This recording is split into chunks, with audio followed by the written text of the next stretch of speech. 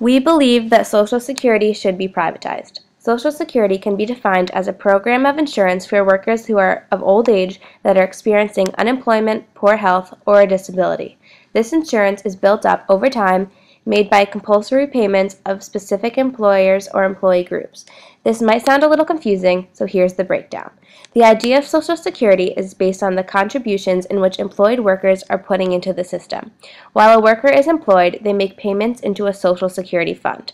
These payments are made in advance in order to receive the benefits of those payments later down the road, when one retires, becomes disabled, or loses their job. Currently, the future of Social Security is on the rocks. Even though the problem with Social Security is approaching slowly, it is inevitable that it will be impossible to continue the way it is.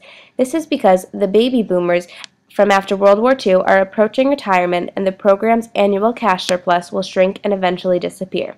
According to SocialSecurityReform.org, then Social Security will not be able to pay full benefits from its payroll and other tax revenues. It will need to consume ever-growing amounts of general revenue dollars to meet its obligations. Money that now pays for everything from environmental programs to highway construction to defense. Eventually, either benefits will have to be slashed or the rest of the government will have to shrink to accommodate Social Security.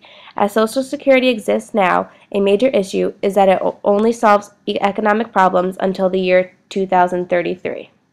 Currently, a working employee pays 6.2% of their total salary into a Social Security fund.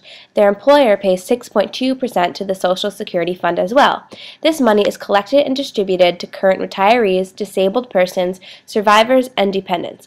However, a much better option would be to move Social Security payments into private accounts.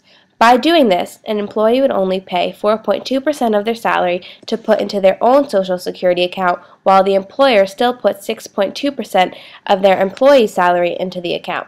When the employee goes to retire, the money from their account would be given directly to them, as opposed to being distributed to others in the same situation.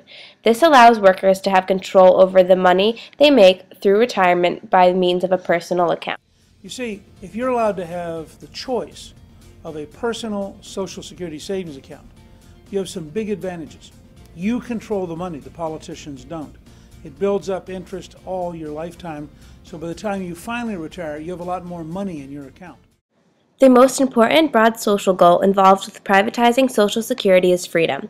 Economic freedom is defined as the ability to choose how to produce, sell, and use their own resources. This gives people the right to choose their own jobs, hire and fire employees, and start and close a business. This applies to privatizing Social Security because it gives people the option to choose what they want to do with the money that they have accumulated over time within their personal Social Security account.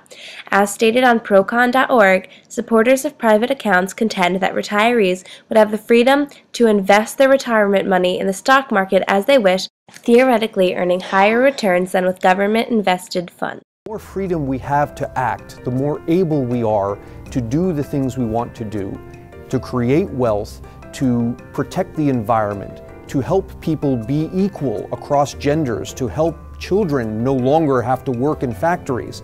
It's about being free to make your own choices and to live with the consequences of those choices, provided that you do not violate anyone else's freedom. On the contrary, many would argue that it is not economically fair to privatize Social Security and that it should remain in its current state. One popular counterargument is that privatizing Social Security is simply too expensive.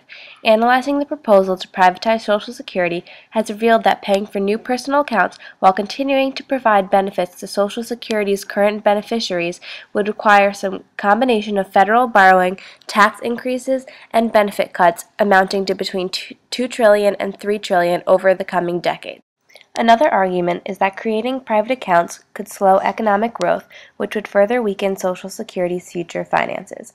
An analysis of the fiscal impact of privatizing Social Security found that the federal budget deficit would be more than 1% of GDP higher every year for roughly 2 decades, with the highest increase being 1.6% of GDP in 2022. The national debt levels would be increased by an amount equal to 23.6% of GDP in 2036. That means that 32 years from now, the debt burden for every man, woman, and child would be $32,000 higher because of privatization, according to the centuryfoundation.org. However, we argue that such dramatic changes are necessary. As it is now, Social Security is in trouble. Privatizing Social Security would benefit the everyday worker by giving them the freedom to choose how and when they wish to collect their personal Social Security fund. Additionally, there would be greater stability in knowing that there is not an outside party trying to tell someone what his or her best interest would be. Economically speaking, this allows employees to put 2% less of their personal earnings into an account. This enables people to be more efficient and use more of the money that they earn in their present-day life while still giving them the opportunity to retain a great retirement fund that they can count on supporting them when they need it later in life.